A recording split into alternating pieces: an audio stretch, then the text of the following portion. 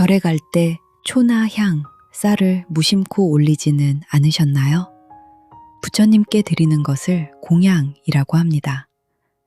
공양을 올리는 참된 의미는 마음속 삼독을 내려놓고 맑고 깨끗한 마음으로 간절한 서원을 세워 이루어가기 위한 정성의 표현입니다. 우리가 부처님께 올리는 공양물, 즉 초나 향, 쌀 등에는 각각 다른 이름과 뜻이 담겨 있습니다.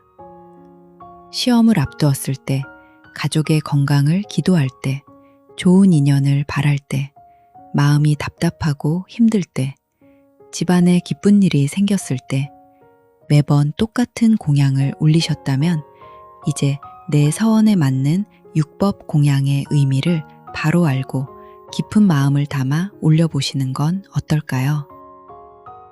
공양물에는 대표적으로 6가지가 있고 이를 육법 공양이라 부릅니다. 공양은 마음이 중요하다면서 굳이 종류와 의미까지 알고 올려야 하나요? 하고 물으실 수도 있습니다. 물론 의미를 모르고 올렸다고 해서 그 공양이 잘못된 것은 아닙니다. 정성을 다했다면 그 마음 자체로 이미 소중한 공양입니다. 하지만 그 의미를 알고 올리면 공양은 완전히 달라집니다. 육법 공양, 향, 등, 꽃, 과일, 차, 쌀은 단순한 재물이 아니라 내가 지금 삶에서 마주한 문제를 어떻게 풀어나갈 것인가에 대한 불교적 해답과 마음가짐을 담고 있습니다. 오늘은 육법 공양 6가지에 어떤 의미가 담겨 있는지, 그리고 내가 처한 상황에서 그 의미를 어떻게 발언과 연결할 수 있는지 하나씩 살펴보겠습니다. 첫 번째는 향 공양입니다. 마음의 분노와 스트레스를 잠재우고 싶을 때 주로 올립니다. 향 공양은 해탈향이라고도 합니다. 명예와 돈, 권력에 대한 집착에서 벗어나 아집을 버리고 연기처럼 자유로워지는 것을 뜻합니다. 향은 스스로를 태워 주변을 맑게 함으로 희생을 상징하고 연기가 퍼져 하나로 어우러짐으로 화합을 뜻하며 부처님 도량을 향기롭게 하는 공덕을 짓습니다. 즉, 향에는 자유로움과 희생, 화합과 공덕의 의미가 담겨 있습니다. 특히 해탈향이라는 이름처럼 나를 붙잡고 있는 탐욕과 성냄, 어리석음에서 벗어나 자유로운 마음으로 나아가는 수행을 떠올리게 합니다. 그렇다면 어떨 때 향공양을 올리면 좋을까요? 마음속에 화가 가득할 때, 누군가에 대한 미움과 원망을 내려놓고 싶을 때, 과거의 잘못을 참회하고 새롭게 시작하고 싶을 때, 가족이나 주변 사람과의 갈등을 풀고 화합을 발언할 때, 향을 피우며 단순히 소원만 비는 것이 아니라 이런 마음을 내어보는 것입니다. 향이 스스로를 태워 주변을 그윽하게 만들듯 내 안에 화와 집착을 내려놓고 마음을 맑게 가다듬겠습니다. 두 번째는 등, 공양입니다. 취업이나 시험, 앞날이 막막하고 답답할 때 주로 올립니다. 촛불이나 등을 밝히는 공양을 반야등이라고 합니다. 반야는 불교에서 매우 중요한 개념입니다. 단순히 지식이 많은 것을 넘어 사물과 세상을 바르게 바라보는 지혜를 의미합니다. 어두운 방에 불을 켜면 보이지 않던 것이 보이듯 지혜가 밝아지면 어리석음과 혼란에서 벗어나 올바른 길을 볼 수 있게 됩니다. 또한 초 역시 자신의 몸을 태워 주변을 밝힘으로 지혜와 희생, 광명과 찬탄의 의미가 담겨 있습니다. 시험이나 중요한 면접을 앞두고 있을 때, 취업이나 진로를 고민할 때, 사업이나 중요한 결정을 앞두고 답답할 때, 자녀가 지혜롭게 성장하기를 기도할 때 등 공양을 올려보세요. 단, 초를 밝힌다고 해서 저절로 시험에 합격하는 것은 아닙니다. 그보다는 초가 어둠을 밝히듯 불안과 어리석음에 가려진 제 마음에 지혜의 불을 밝혀 올바른 길을 찾아가겠습니다. 라는 발언을 세우는 것이 중요합니다. 세 번째는 꽃 공양입니다. 인간관계를 좋게 하고 좋은 인연을 맺고 싶을 때 올립니다. 꽃 공양은 만행화라고 부릅니다. 만행은 수많은 선행과 수행을 닦아간다는 뜻입니다. 한 송이 꽃이 피기까지 햇빛과 비, 바람과 견딤의 시간이 필요하듯 우리의 인격과 수행도 하루아침에 완성되지 않습니다.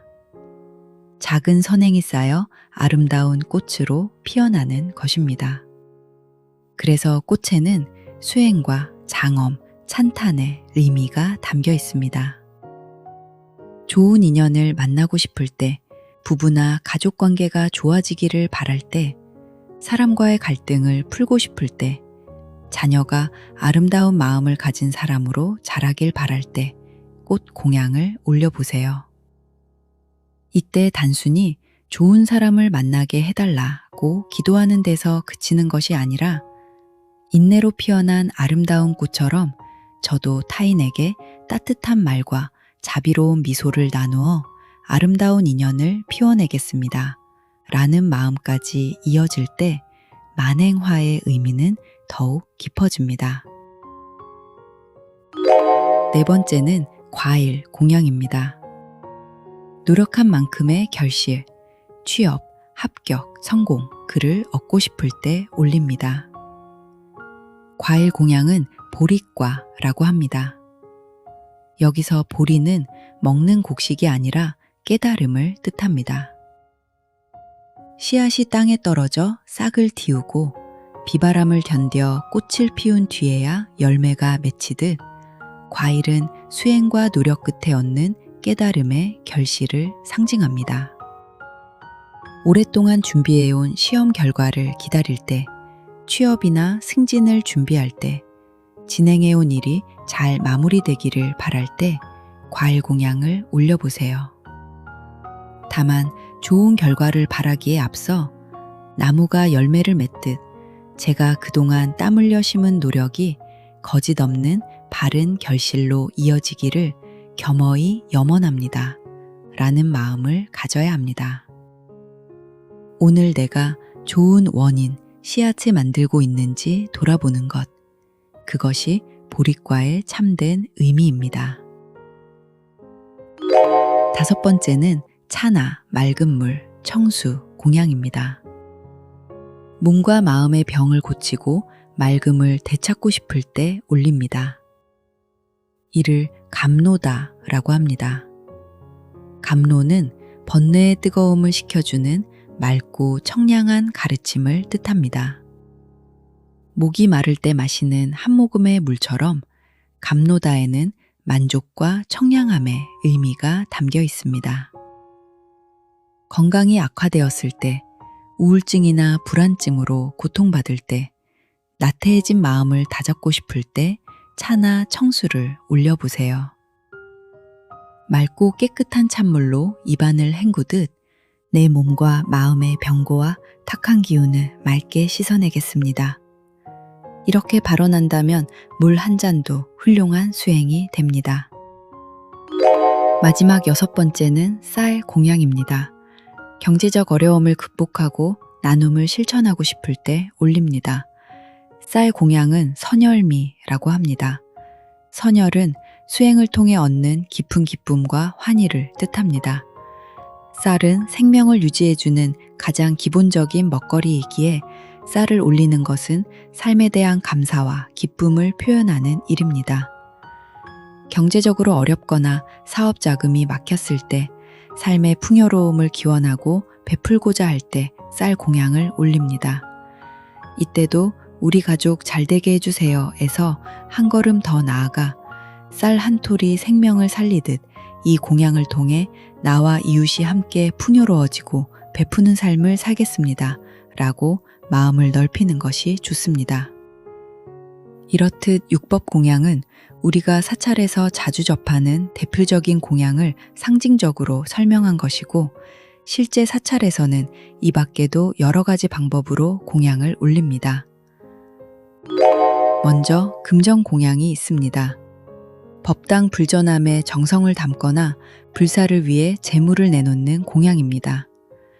액수보다 중요한 것은 내 가진 것의 일부를 기꺼이 내어놓는 보시의 마음입니다. 이 공양이 좋은 곳에 쓰여 다른 이에게 도움이 되기를 바랍니다. 라는 마음을 담으면 좋습니다. 떡 공양도 많이 접할 수 있습니다. 정성껏 음식을 마련해 올려 대중과 함께 나누는 공양입니다. 나누는 기쁨과 감사, 보시를 실천하는 데 의미가 있습니다. 그리고 음성 공양도 있습니다. 우리가 법회에서 부르는 참불가나 범패, 연불처럼 아름답고 청정한 소리로 부처님의 공덕을 찬탄하는 것도 공양이 될 수 있습니다. 꼭 물건이 아니더라도 정성스러운 목소리 자체가 훌륭한 공양이 됩니다. 그리고 무엇보다 가장 중요한 법 공양이 있습니다. 법 공양은 단순히 물건을 부처님 전에 올리는 차원을 넘어 부처님의 가르침을 배우고 전하고 그 가르침에 따라 살아가는 공양을 말합니다. 향을 100개 올리는 것보다 내 마음속 미움 하나를 내려놓는 것이, 수많은 등을 밝히는 것보다 어리석은 생각 하나를 지혜로 바꾸는 것이, 많은 쌀을 올리는 것보다 어려운 이웃과 실제 나눔을 실천하는 것이 더 어려울 수 있습니다. 따라서 공양은 법당 안에서 끝나지 않습니다.